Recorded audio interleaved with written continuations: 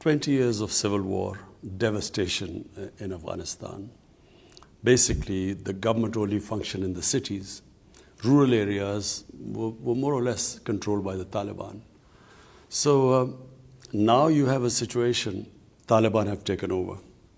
Now, I would imagine there is a lot of, when you come into power after 20 years, in our case, we came into power after 22 years, you have a lot of problem dealing with people who have given a lot of sacrifices, or different sacrifices for my party, but in their case, with blood. Now, they would want to get placement in the hierarchy of the government.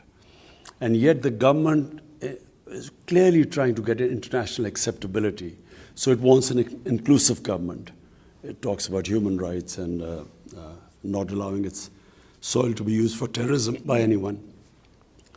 And I think this is where the world, it's a critical point for Afghanistan. The world must engage with Afghanistan.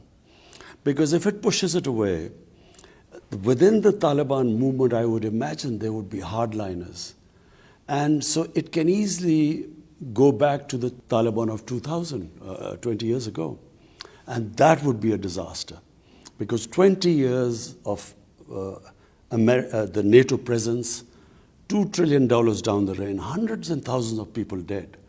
And if it reverts back to that sort of crisis, chaos there, fertile ground for terrorists like ISIS, which is actually a real worry for all of us, especially for Pakistan.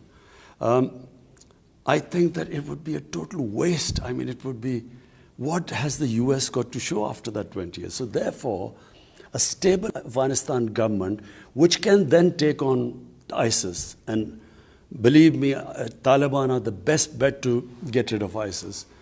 That is the only option left.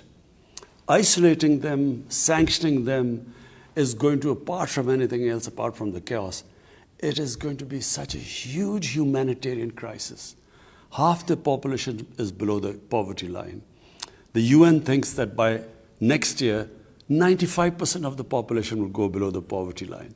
Their government only depended, 75% of the government budget was foreign aid. So if they leave them like this, my worry is it could easily revert back to 1989 when the Soviets left and the US left, and 200,000 Afghans died in that chaos. And that's where Taliban emerged, in that chaos. So I think it's a critical time, and the US has to sort of really pull itself together, because people in the United States are in a state of shock. It seems that they were imagining some sort of a democracy or nation building or liberated women, and suddenly they find Taliban back, and I don't think they have sort of found their feet as yet. There's so much anger and shock and surprise, but unless the US takes the lead, we are worried here that chaos in Afghanistan, we are the country which will be affected more after that.